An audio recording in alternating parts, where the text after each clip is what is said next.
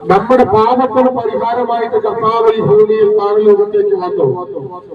വേറെ ആരും ഈ ലോകത്തിൽ മനുഷ്യൻ ചെയ്തു കൂട്ടിയ പാപത്തിന് വേണ്ടി വന്നില്ല. നമ്മൾ പാപത്തിലാണ് ജനിച്ചത്, പാപത്തിലാണ് വളർന്നത്, പാപത്തിലാണ് നടക്കുന്നത്, പാപത്തിലാണ് മരിക്കുന്നത്.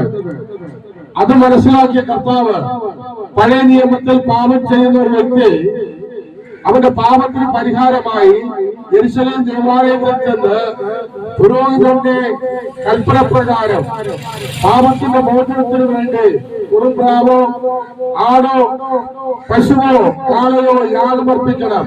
എന്നാൽ കർത്താവായി യേശുക്രിസ്തു യാഗമായി തീർന്നതിനു ശേഷം യാതൊരു വിധമാകുന്ന യാഗങ്ങളും നടക്കുന്നില്ല. മനുഷ്യൻ ചെയ്തു കൂട്ടിയ എല്ലാ തിന്മയുടെ പ്രവർത്തിക്ക് കർത്താവായി യേശുക്രിസ്തു യാഗമായി മാറി. യെരൂശലേം ദേവാലയത്തിന്റെ മുകൾ മുതൽ താഴെ തൊട്ട് വരെ 2000 CD പോയിട്ട് വിശുദ്ധ വേദപുസ്തകം പഠിപ്പിക്കുന്നു. ഞങ്ങൾ പറയുന്നത് ഈ ഭൂമിയിൽ ഒരു മനുഷ്യൻ ജനിച്ചാൽ അവനൊരു മരണമുണ്ട്. ആ മരണത്തിന് ശേഷം നമ്മുടെ ജീവിതം എവിടെയായിരിക്കും എന്നുള്ള കാര്യം മനുഷ്യൻ ചിന്തിക്കുന്നില്ല. ഇവിടെ ഒരു 60, 70, 80, 100 വർഷം ജീവിക്കും, അത് കഴിഞ്ഞാൽ മരിക്കുമല്ലോ. അത് ശരിയാണ്. പക്ഷേ മനുഷ്യൻ ചിന്തിക്കേണ്ട ഒരു കാര്യമുണ്ട്. ഈ ഭൂമിയിൽ മനുഷ്യൻ ചെയ്തു കൂട്ടുന്ന എല്ലാ തിന്മകൾക്കും ഒരു ന്യായവിധിയുണ്ട്.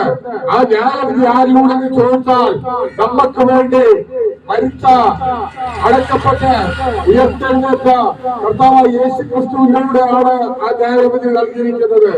നമ്മുടെ പാപങ്ങൾക്ക് വേണ്ടി യേശു കർത്താവ് മരിച്ചു, അടക്കപ്പെട്ടു, ഉയർത്തെഴുന്നേറ്റു. പക്ഷെ ന്യായവിധിയും കർത്താവായ യേശുക്രിസ്തുവിന്റെ കരുത്തിലാണ് കൊടുത്തിരിക്കുന്നത്. ആ ന്യായവിധി ഒഴിയുവാനാണ് ഇന്ന് ഓരോ പട്ടണങ്ങളിലും ഓരോ ഗ്രാമങ്ങളിലും യേശു ജീവിക്കുന്ന ദൈവദൂഷണങ്ങൾ വിളിച്ചു പറയുന്നത്.